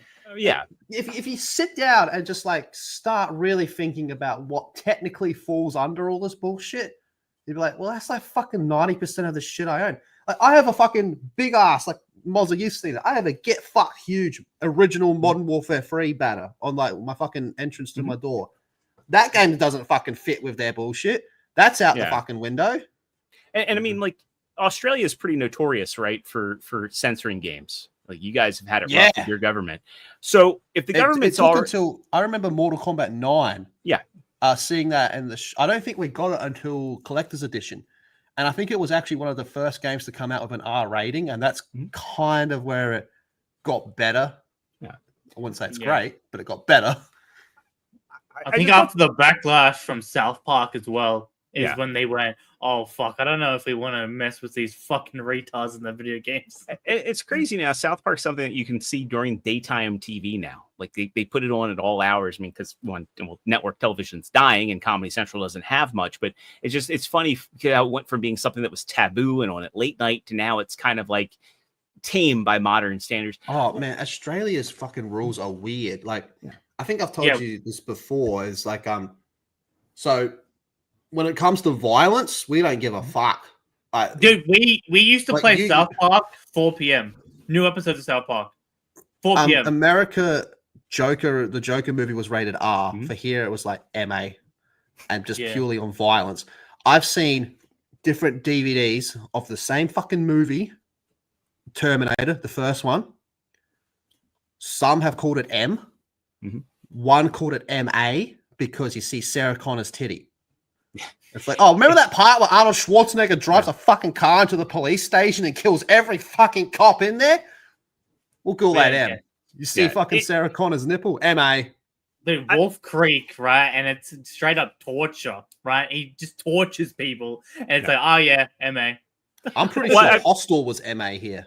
I brought it up a few weeks ago, or maybe a couple months ago, where in the States, we had Walmart took a stand back in the late 90s, early 2000s, where they weren't selling the South Park VHS and DVDs, and that was a big deal back then. They're like, oh, we're not selling these. I think Kmart followed suit while we still had Kmart, and eventually that all fell through because they were just leaving money on the table by not selling those. But now Walmart in the States, you can go in and actually buy a copy of Faces of Death at your local Walmart. It's just kind of crazy how things have changed. One in the chat if you've seen Faces of Death. I remember the first time watching that. I watched it with a group of friends. There was me and one other guy that were like, "Oh, this is cool." Yeah, Everyone else was like, "Turn this shit off." The real ones have all seen the BME Pain Olympics. And shout out to Bum Fights Middle East. What's it called? Bum Fights Terrorist Killers Middle East Wackos. Yeah. That's a good old school one before the internet fucking ruined everything. To the whole thing, you know, bringing up violence, how long before they say, oh, this violence is reprehensible because it's happening against a woman or a person of color, and they're not giving it to the context of the game. Even my wife's completely on board with the censorship being ridiculous. She reads a lot of books, and it's like, well, what happens if they're like, oh, she read this, you know, like fantasy book where it's a serial killer cannibal couple. I don't know. It's like some chick book what that's. What the fuck did you just say? Yeah. Look at Muzz. You just fucking wigged him out. He's scared him. I'm just saying, like, you had books for him. I'm just saying that, like, you know, you get content in books, right? Just as you get content in games and TV and movies. This should be a red flag for everybody, because how long before they're like, yeah, we're going to, you know, again, this is starting off with gaming, but how long before they go to Netflix or, you know, any of the other streaming services and say, yeah, we're gonna, you know, stop working as a payment processor, Prime Video, you know, and this is giving people control over how you spend your money, because again, they could do it with Amazon. They could be like, oh, Amazon has Prime Video, and if you host this sort of content, we're going to, I mean, granted, they'd lose a fuck ton of money, but this is just them exercising control that nobody elected them for. Well, here's just I'm just thinking out loud here. Hypothetically, they'd have to fight GTA 6. Well, and that's the thing, is they wouldn't, but they could. But I doubt that they would add GTA 6 to their naughty list. But I mean, by all fucking games, you'd be like, well, that should be probably the first one, right? And but you know, they should also say, well, what about the definitive edition? It is. What about What about definitive edition? You know, as dog shit as it is, it's got the content from, you know, 3, Vice City, 3 and all that type of shit. Yeah. Yeah. What about GTA 4 or 5? You know, it's just, where does it end? Where's the line? And it's just also concerning that they would have this level of control. And the other concerning aspect, right? You don't have to like these games. You don't have to play them. I certainly don't. I don't play, you know, I don't play porn games. I don't own any porn games. But the fact of the matter is, yeah, you're primarily impacting small developers. Primarily, like, you're not getting any, and these are all, you know, very niche games for a very niche market. Behind this? Probably so. I wouldn't be shocked. I wouldn't be shocked if, like, she's, and I'm sure I think she's actually, no, she has been defending this. Of course she fucking has. Yeah, she has been defending this. Moz, you all right, buddy? Dumb fuck, bro. What I'm concerned about is villains. Because if we take away a lot of these things that we hate, we usually get villains to do things we hate because we actually hate them.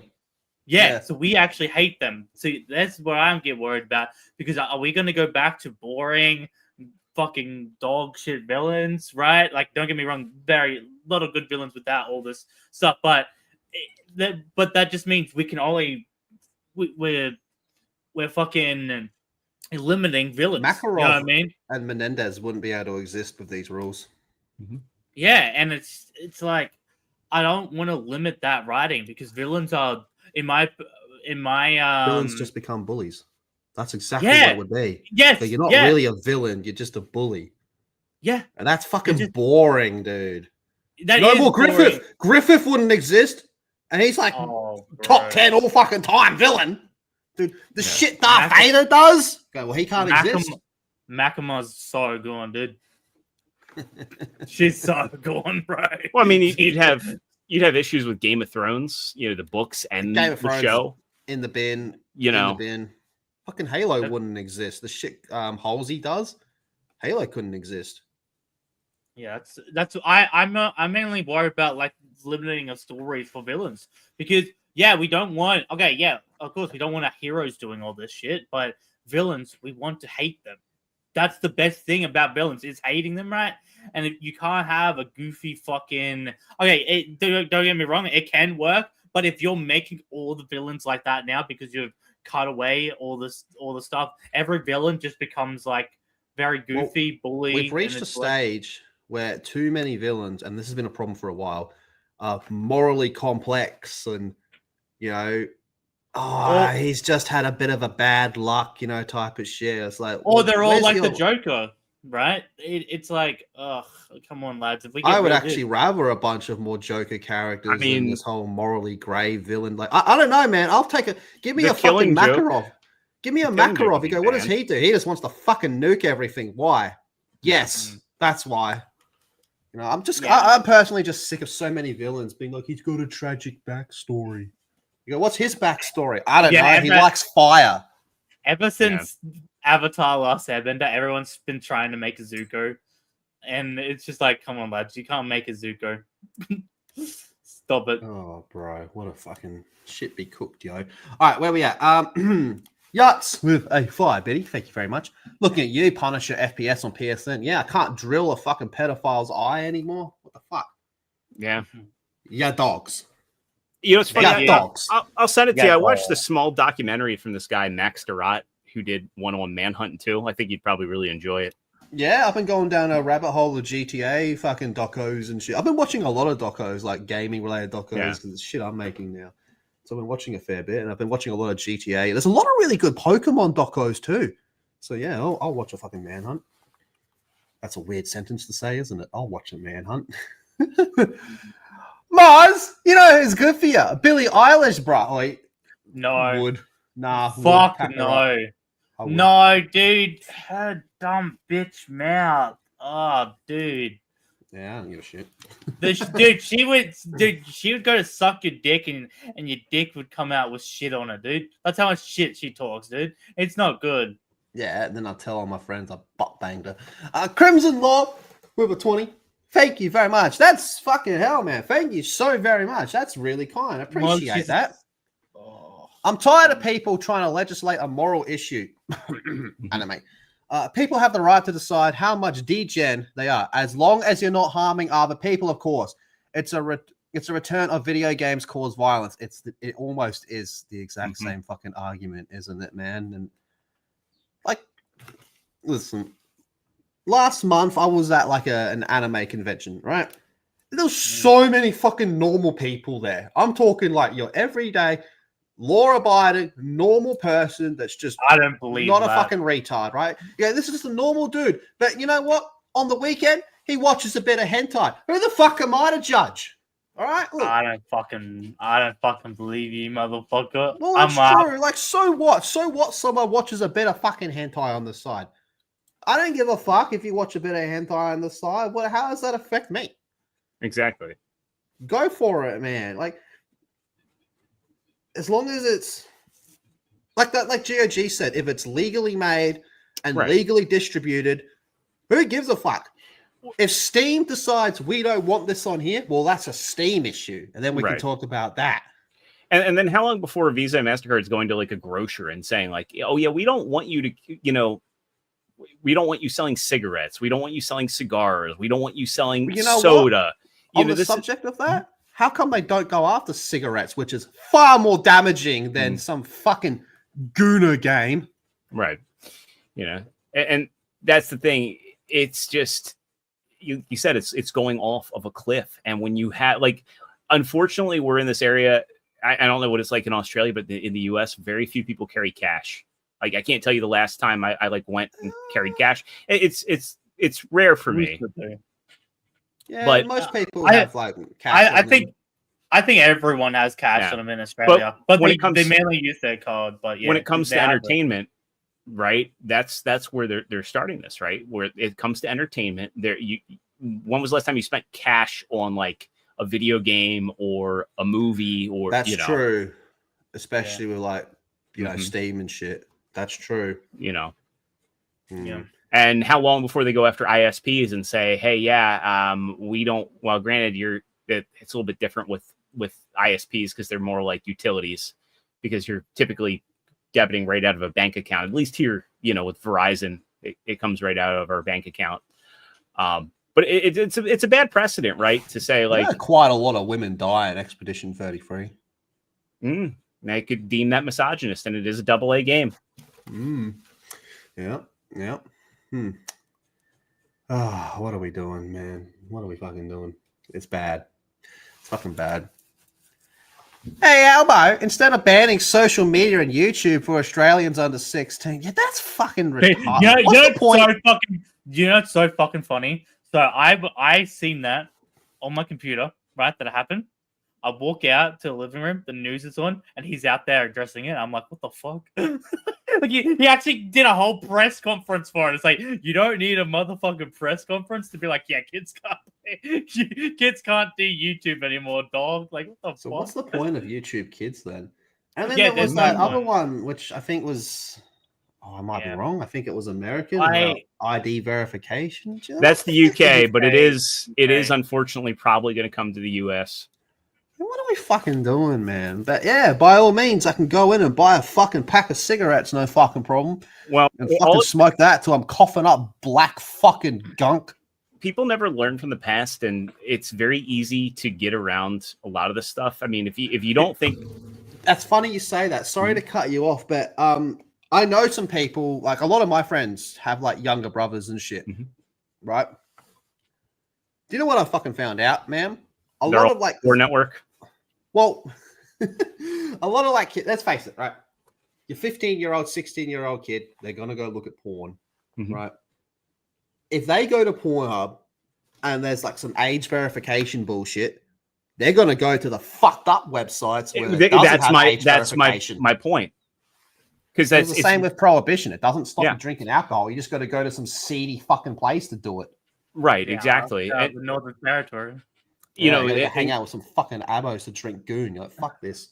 Getting on the Tor network is pretty easy, and it's also a worse part of the web. It's you're gonna find a lot more fucked up shit on Tor. Yeah. If I just want to type in Japanese big boobies enter, I got to put in all this bullshit to watch that. You go, well, I can go to this side and watch some pretty more extreme shit with no verification. Imagine, sorry, last toxic mouth. Thank you for the flavor. Imagine if Visa MasterCard wouldn't allow Blabs to buy apothecary diaries because it's smart. Should have a shift. Fucking oath, she'd lose it. She'd go fucking nuts. And somehow that would be my fault. Ain't that right, Blabs? My wife watches that show, and I'm like, that's smart. Have you heard my argument for how it's technically smart? Because everybody's got their dicks cut off. No. I'll get you the link. I was on Weaves and Waifus, and I convinced a whole panel, including 3 women, that this show is technically smart. It's probably why my wife likes it. It's smart. Apothecary Diaries is fucking great. It is like a 9.5 out of 10. It is a fantastic show, right? But it is smart. Okay. All right. Have I approved denying Blabs any joy? That's rough. Holy shit. No TV shows for Blabs, and guess what? We're banning it from Liquor Games. We're done. Ooh. Holy shit! I think you should go a step further. Hashtag censor Blabs. She's going hashtag ban Blabs. Ban Blabs.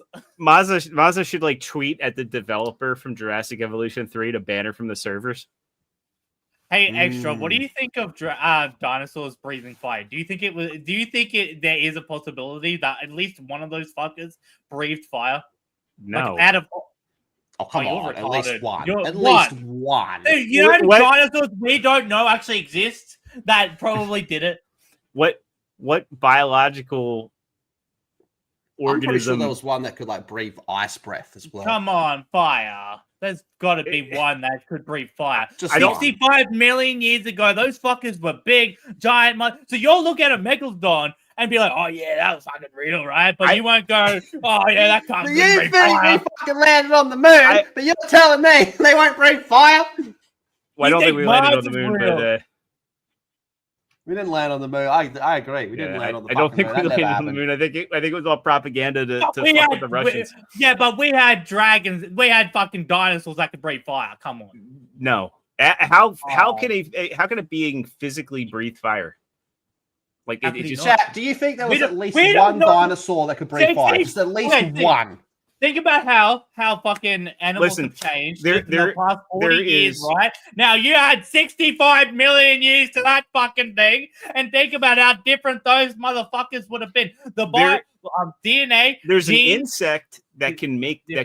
like a fiery blast, but it injures the insect pretty bad. and you think so you'll go, oh yeah, that's fucking real as fuck, but you won't go, oh yeah, dinosaur couldn't breathe fire. Because I know how biology works. I don't think that I don't think that 65 million years ago, cunt, it would have been so different. 65 million years. I don't think that's comprehending in your brain how different that is, cunt. I feel like I'm on InfoWars. Together. This is gonna need another InfoWars clip. Also, it's in a book. Books don't lie. What book? Yeah, what book, Moz? I don't know the fucking name of the book, but I have the page. Okay, can we see the page? I can get the page. Hold on.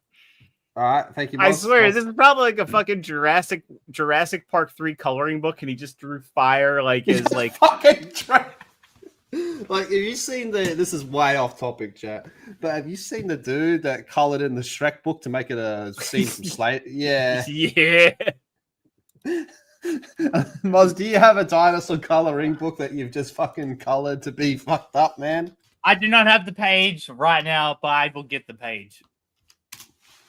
I can get the page later. I do not currently have I'm just going to keep pestering you for weeks. I'm going to go on my vacation next week. I'm going to come back. I'm like, where's the page? Where's the page? Fat shit on you, dude. What? I'm sick of dinosaurs not breathing fire hate, dude. So you really think about you'll look at a raptor and go, yeah, those fuckers were running around. But a dinosaur that breathed a little bit of fire, you're like, oh, nah. I'm going to show you something. You're the type of motherfucker not to believe in aliens, dude. I do believe in aliens. Moz, but not fucking dinosaurs that can fire. Do you have... This is what I think happened, chat. I'm going to show you. This is what I think happened. I think Mozza has a coloring book, a dinosaur coloring book, and he's used the colors to completely manipulate the situation. That's what I think he's fucking done here, Moz. Is this what you did? Did you do something similar to this, except instead of turning Shrek into a fucking African slave being sold by Colonel Sanders, that you instead drew a dinosaur breathing fire? There's no fucking way on this God-given earth that you don't believe in dinosaurs breathing fire. There is a way. It's called not being retarded. Okay, where do the myths come from dragons then? Okay, maybe dragons didn't exist, but a dinosaur that could breathe fire fucking did. Motherfucker, they're bringing back dire wolves. Yes, they're bringing back something that actually exists. They're not going to an opium den and fantasizing about giant flying lizards that breathe fire. You'll believe in a fucking wolf that's bigger than fucking God. I don't even know how big dire wolves are. You almost said Garfield, didn't you? A dinosaur that can breathe fire is out of the question. Yes, because it's not physically possible. Why? Why? Okay. All right. Listen, because the whole concept of breathing, like, you know what would happen, like when don't respond. Stop! Shoot out fucking acid that is practically just fire. Oh, that's plausible. That's fucking realistic, motherfucker. Yeah, you know what? You know why they probably can do that? Because it evolved into a little bitch, like the T-Rex evolved into a chicken. All right, Moz, dinosaurs breathe fire. Fine, fuck me. Okay, we gotta start wrapping up. It's fucking, I gotta go, dude. One dinosaur out of those millions of dinosaurs definitely breathed fire. What is this? Stop trying to black pill us extra. Yes, you black pillar motherfucker. Stop trying to enable him. He's going to go to a job interview and he's not going to get the job because he's going to be ranting and raving about dinosaurs. No, let him cook. Dinosaurs definitely shot fire. All right, extra dub with a $5 super chat. Thank you very much. Wait, what? What?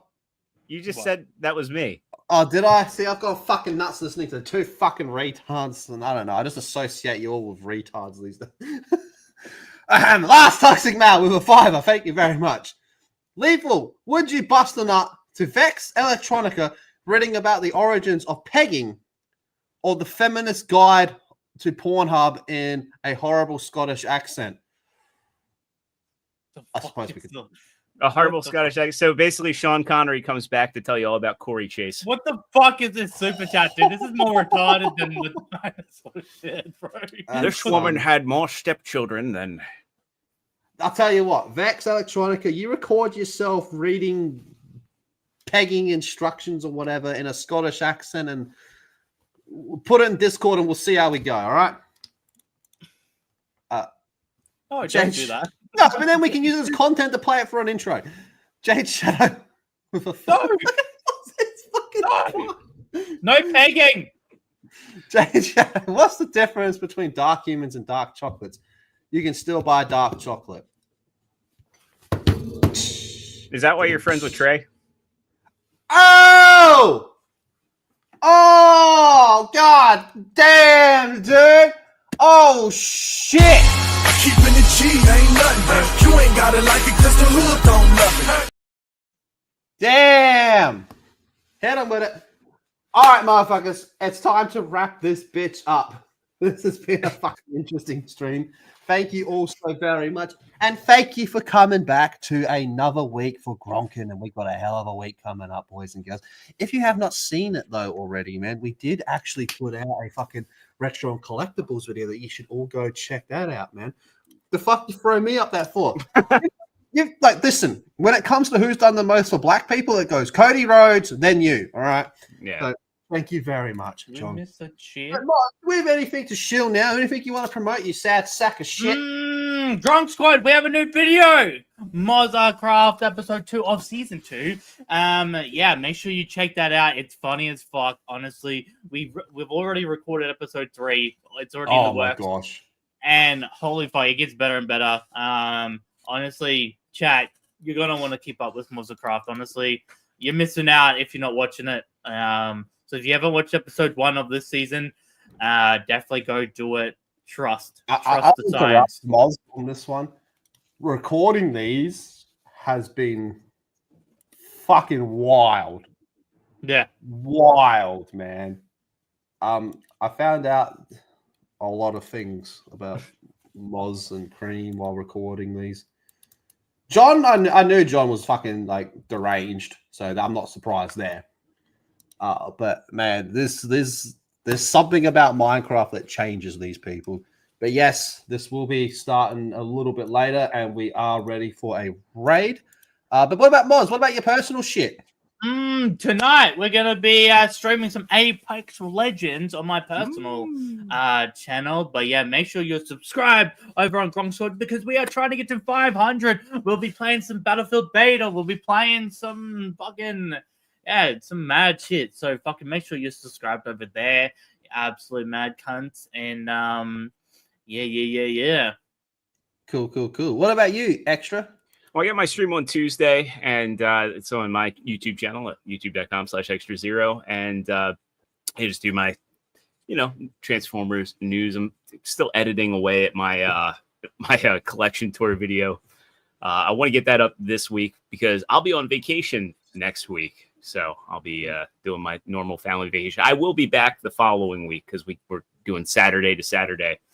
So I'll be on a bit of a vacation, and then I'll be back recharged and energized. But yeah.